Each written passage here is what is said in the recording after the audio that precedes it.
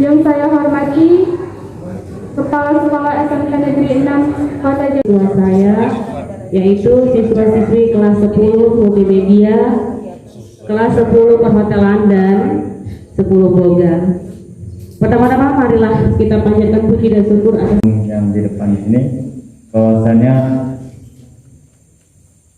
saya ingin bertanya dan menyapa adik-adik sehat. Ya, teman-teman yang belakang kelihatan.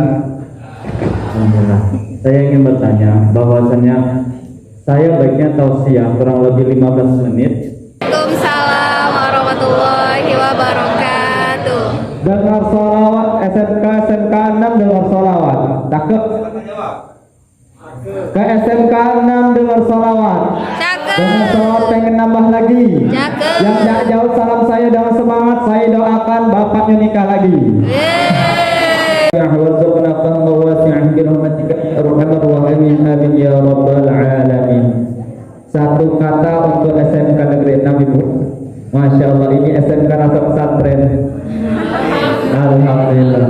Iya, tadi kami diskusi sama ini pesantren atau SMA umum, SMK atau rasa pesantren itu SMK Negeri 6 Jambi. Takbir. Ya Allah. Saya di pesantren dulu kayak gini Bu. Keliling-keliling kami sama Siti kelas keliling sekolah Kota Jambi, terutama sekolah-sekolah yang umum, belum ada ketemu yang kayak gitu. Pakai hadroh, masya Allah. Satu. Oh bisa.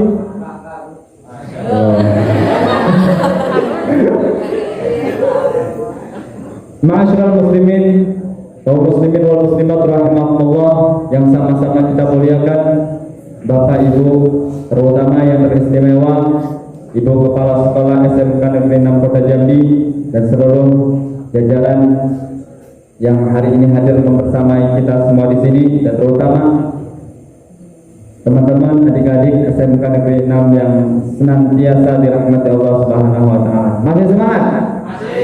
Masih puasa? Iya nih. Jangan deh zuhur lagi kubur 3 kali, keluarnya sekali.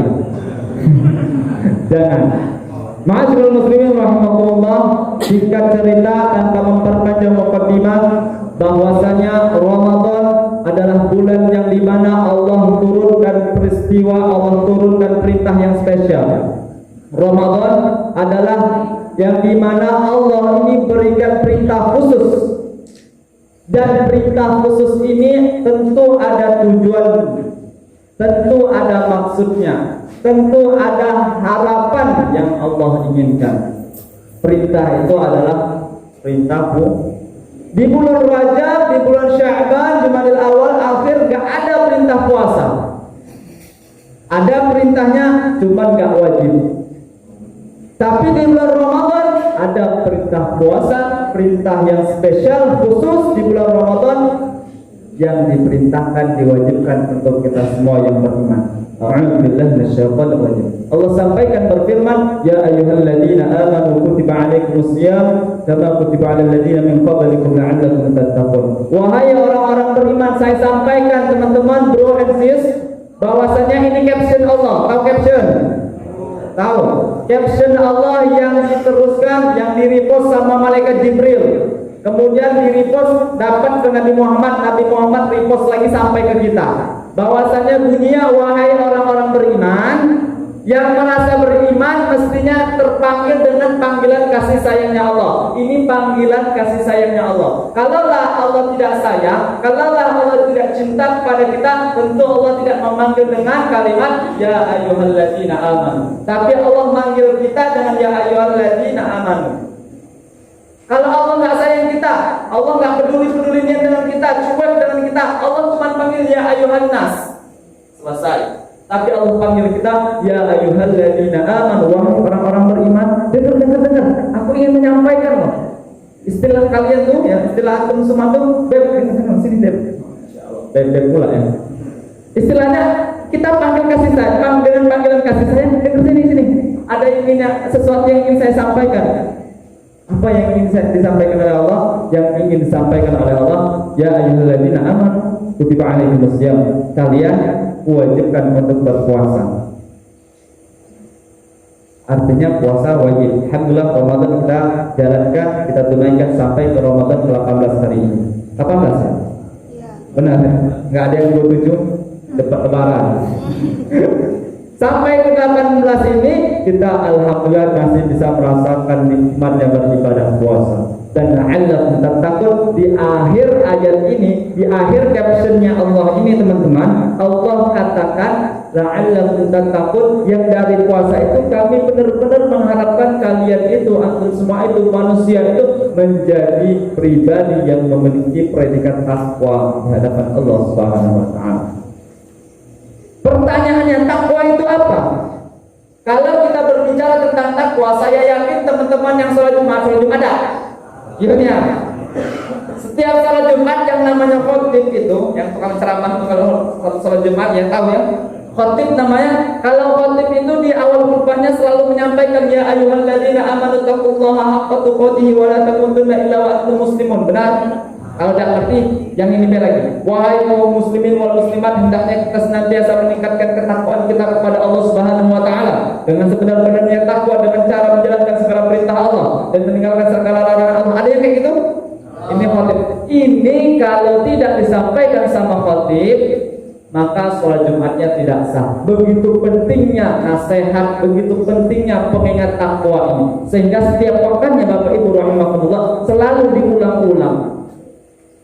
Allah di bulan puasa memerintahkan kita puasa untuk menjadi orang yang bertakwa. Karena inilah yang menjadi urgensi kita hari ini, yang menjadi urgensi muda-mudi hari ini.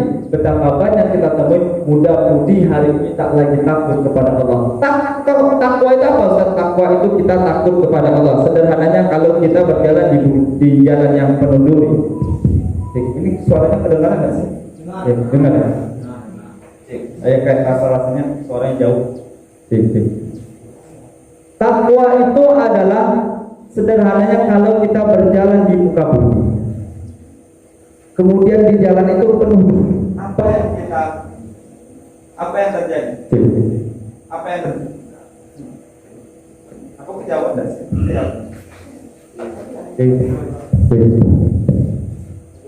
Jangan.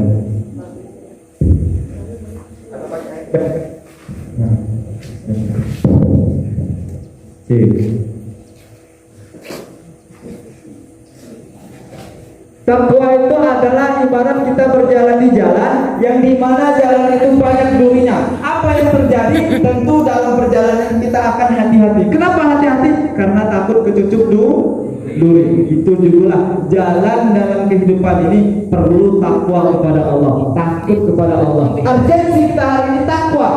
Banyak muda-mudi tak lagi takut kepada Allah. Sehingga apa? Berani meninggalkan sholat sebagaimana tema kita. Nyentuh sedikit tema. Apa yang disampaikan dengan Ibu Haja tadi, Ibu Kapsen kita tadi. Muda-mudi hari ini tak lagi takut dengan Allah. Sehingga apa? Sholat saja berani ditinggalkan. Seperti itu. Jadi harapannya setelah kita ditempa di bulan Ramadan, pribadi itulah yang teman-teman pegang. Berani meninggalkan sholat berarti tidak takut sama Allah. Berani tidak menjalankan apa yang diperintahkan Allah berarti tidak takut kepada Allah. Berani mengerjakan apa yang dilarang Allah berarti tidak takut sama Allah. Takwa. Itulah salah satu hikmah daripada Allah perintahkan kita untuk berpuasa di bulan Ramadan. Hikmah yang pertama, Allah ingin mengajarkan kita untuk takwa padanya. Siang hari tidak makan, siang hari tidak minum, padahal makanan itu halal.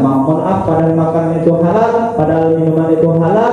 Tapi di siang hari kita nggak boleh makan dan minum dan makan jadi haram kalau di bulan Ramadan siang hari. Benar? Kenapa takut? Padahal nggak ada yang lihat kan? Contoh-contoh, nanti teman-teman balik ke rumah, masuk kamar, ada minum Sprite. Kenapa nggak diminum? Padahal ini halal. Kenapa? Karena kita sedang berpuasa. Takut apa? Takut batal puasanya. Yang pertama hikmah kita berpuasa adalah takut kepada Allah. Kemudian Bapak Ibu rahimahullah, teman-teman yang dirahmati Allah Subhanahu wa taala, salah satu hikmah yang selanjutnya dari perintah Allah Subhanahu wa taala puasa ini adalah Allah ingin kita sayang, kamu dan kita semua, Allah ingin kita semua bisa merasakan perasaan orang lain. Paham maksudnya? Saya ulangi, makanya fokus. Allah perintahkan kita puasa. Allah itu ingin kita ini bisa merasakan perasaan orang lain. Paham? Benar? Saya ulang sekali lagi, ada yang nggak paham? Allah perintahkan puasa, tujuannya Allah ingin kita bisa merasakan perasaannya orang lain. Maksudnya orang lain rasanya lapar, orang lain rasanya haus. 11 bulan yang lalu banyak saudara-saudara kita yang kehausan, yang kelaparan. Maka di bulan Ramadan Allah ingin kita bisa merasakan perasaan mereka. Kita tidak makan, tidak minum cuma setengah hari. Mereka bahkan berhari-hari tidak makan dan minum. Sehingga apa? Oh, gini loh rasanya lapar. Oh, gini loh rasanya haus. Oh, gini loh rasanya ini. Gitu. Kita hari ini punya harta, kita hari ini punya uang, hidup enak, makan enak, di luar sana belum tentu. Maka Allah sampaikan, ini caption Allah lagi, ya ayyuhalladzina amanu la tulhikum amwalukum.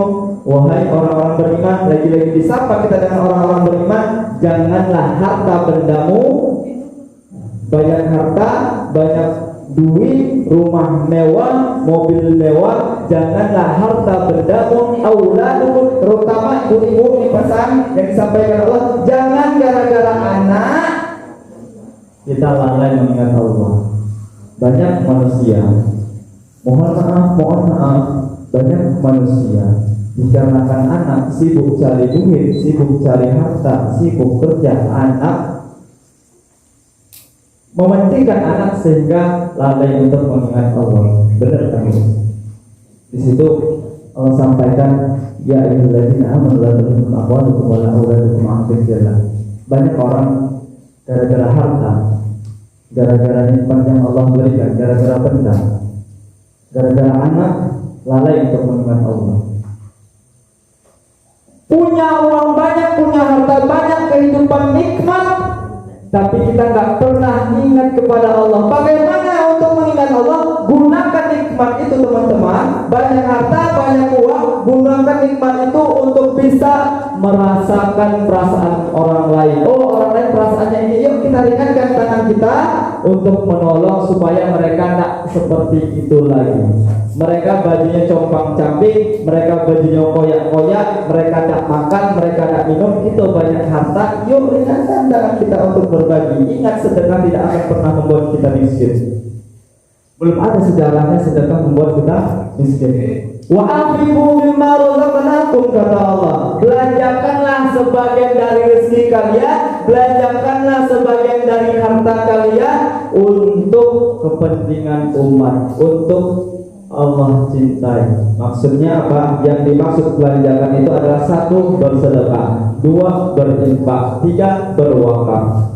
Pilih di antaranya, mau bersedekah, monggo, mau berinfak, monggo, mau berwakaf, monggo. Cuma ingat, ini yang paling penting, berinfak, bersedekah, berwakaf tidak pernah membuat kita miskin. Catat itu baik-baik. Belum ada sejarahnya orang yang berinfak, orang yang berwakaf, yang bersedekah jatuh miskin. Jangan sekali-kali kita melupakan kisah sahabat namanya Utsman bin Affan. Utsman bin Affan ini memiliki tekad yang kuat dalam berwakaf. Mengapa demikian? Di saat itu di kota Madinah, Bapak Ibu rahimakumullah teman-teman, saya sampaikan di kota Madinah pernah terjadi krisis air, gak ada mata air, sehingga yang tersisa satu-satunya sumber air itu adalah sumurnya orang Yahudi.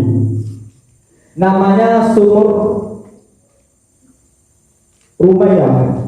Nama sumur itu Rumayyah. Sumur itu punya orang Yahudi, sehingga kaum muslimin pada saat itu berbondong-bondong mengantri untuk membeli air di sumur itu dengan harga yang sangat tinggi. Sehingga pesan Rasulullah SAW, wahai sahabat, siapapun yang bisa membeli sumur ini, maka akan kujamin surga untukmu. Dipanggil hatinya Utsman bin Affan. Seketika itu Utsman bin Affan punya harta titipan dari Allah Subhanahu wa taala, seluruh hartanya 20 dirham. 20 dirham itu untuk membeli sumur. 20 dirham itu kalau kita ubah menjadi rupiah berapa? Kira-kira 80 juta. 80 juta hanya untuk membeli sumur. Dan hari ini sumur itu masih bisa dirasakan manfaatnya. Ingat pada saat itu Utsman bin Affan mensedekahkan, menginfakkan, mewakafkan 80 juta untuk sumur itu. Utsman bin Affan belum miskin. Utsman bin Affan tetap banyak hartanya. Kemudian yang juga kita sekali-kali melupakan kisahnya Abdurrahman bin Husain bin Thahir. Abdurrahman bin Husain bin Thahir ini luar biasa ahli sedekah. Saking ahli sedekahnya, setiap dapat gaji, setiap dapat uang langsung disedekahkannya. Sehingga mamaknya marah. Mamaknya marah menemui gurunya Abdurrahman bin Husain bin Thahir. Wahai guru Abdurrahman, ya saya, engkau ajarkan apa kepada anak saya sehingga anak saya ini setiap dapat duit, dapat gaji langsung disedekahkannya. Kalaulah terusan seperti ini, terus-terusan seperti ini, maka nanti kami tidak bisa nabung, maka nanti kami tidak makan. Abdurrahman bin Husain bin Thahir setiap dapat duit, dapat gaji langsung disedekahkan semuanya. Anaknya marah. Tolong wahai guru, tolong sampaikan ke anakku Abdurrahman bin Husain, jangan lagi lakukan seperti ini, nanti kami jatuh miskin, kata mak. Kemudian dipanggillah Abdurrahman sama gurunya. Wahai Abdurrahman, sini, tadi makmu datang, ngapain? Makmu menyampaikan bahwasanya kau gini, apakah benar? Benar ya guru. Engkau mengapa melakukan hal seperti itu? Wahai guru, dan terbelah hadis Rasulullah SAW. Wahai guru, aku mengingat sebuah hadis dari Rasulullah SAW. Yang namanya harta, yang namanya benda, kalau disedekahkan, diinfakkan, diwakafkan, tidak akan berkurang, akan tetapi kata Rasulullah SAW, bal yasdan. Rasul sampaikan kata bertambah sebanyak 3 kali untuk meyakini bahwasanya sedekah, infak tidak akan membuat kita jatuh miskin, akan tetapi bertambah. Itulah salah satu hikmah kita jalani untuk berpuasa. Kita harus bisa merasakan perasaan orang lain. Kalaulah kita sudah bisa merasakan perasaannya orang lain, maka menggerakkan hati kita untuk ringan berbagi. Punya harta, punya uang, punya benda, sedekahkanlah, infakkanlah. Terutama kami punya program gerakan dan wakaf 1000 musab yang mana nanti akan disampaikan oleh tim kami. Mudah-mudahan bermanfaat. Kesempurnaan kebenaran datang dari Allah Subhanahu wa taala, dari Allah Subhanahu wa taala. Bila salah fadilah yang saya pribadi, usikum wa nafsi bi taqwallah. Wassalamualaikum warahmatullahi wabarakatuh. Waalaikumsalam warahmatullahi wabarakatuh. Langsung sayang gitu ya. Jadi kalau istilah di kampung saya di Usul, tak kenal maka kenalan. Kalau bahasa kerennya, tak kenal maka takluk, gitu ya. Jadi takluk ini bukan itu bagian penasaran namanya oji. Anak unja punya ya. Baik. Nanti insya Allah ada relawan kita juga Bang Afri yang akan bantu. Kalau nama saya sendiri Nanda, alumni dari Universitas Andalas di Padang. Hari ini bencana adalah keniscayaan hidup. Dari bencana alam, peperangan, hingga kemiskinan, seperti kehadiran malam menggelapkan siang. Namun bencana juga tempaan dan lautan hikmah, seperti badai yang melahirkan laut ulung, seperti kedalaman bumi yang melahirkan bintang permata. Bencana melahirkan sosok-sosok tangguh penuh kasih sayang pada sesama. Bencana melahirkan relawan. Relawan hadir dari hati yang lapang dan pemurah. Tak peduli puji, tak lemah kalau dicaci.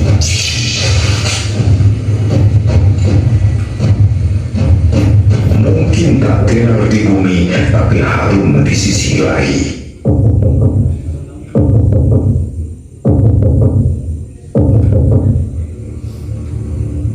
Dulu kala di bumi pertiwi jutaan relawan bersatu, perangi kegelapan bernama penjajahan dan penindasan. yang merdekakan Indonesia. Kita semua bisa menjadi pahlawan di masa kini. Jangan ingkari jiwa kepahlawanan kita. Jadilah tulang punggung penegak peradaban. Kuatkan setiap jiwa yang lemah.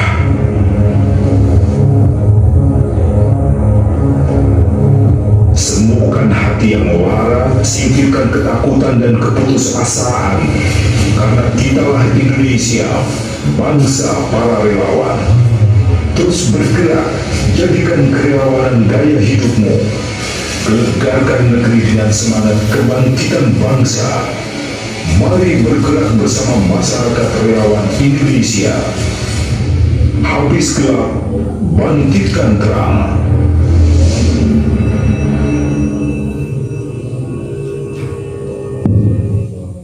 Oke, tepuk tangannya dulu dong. Kalau kita di sini mau cerita-cerita cakap-cakap baik itu kurang dapat filmnya, kita lihat videonya ya. Baik, silahkan. Cakep-cakep. Cus.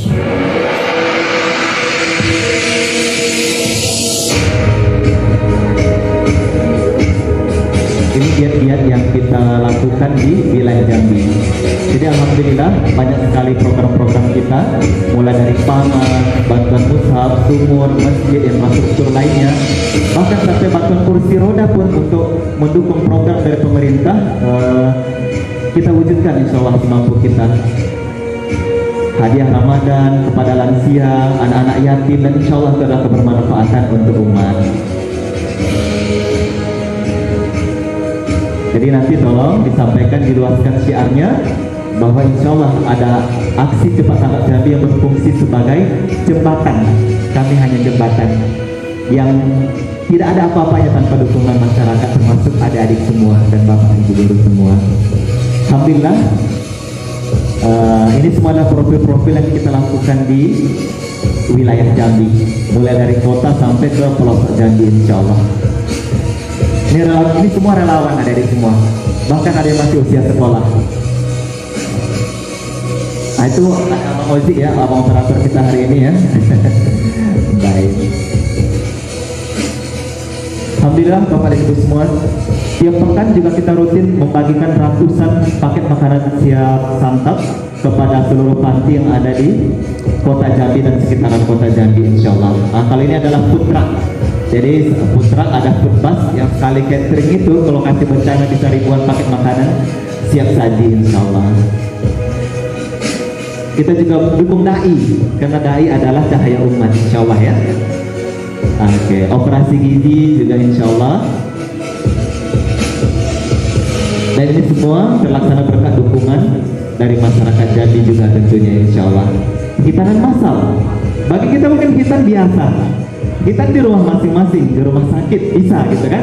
Tetapi bagi kawan-kawan kita di dusun dan semacamnya, hitan itu mahal.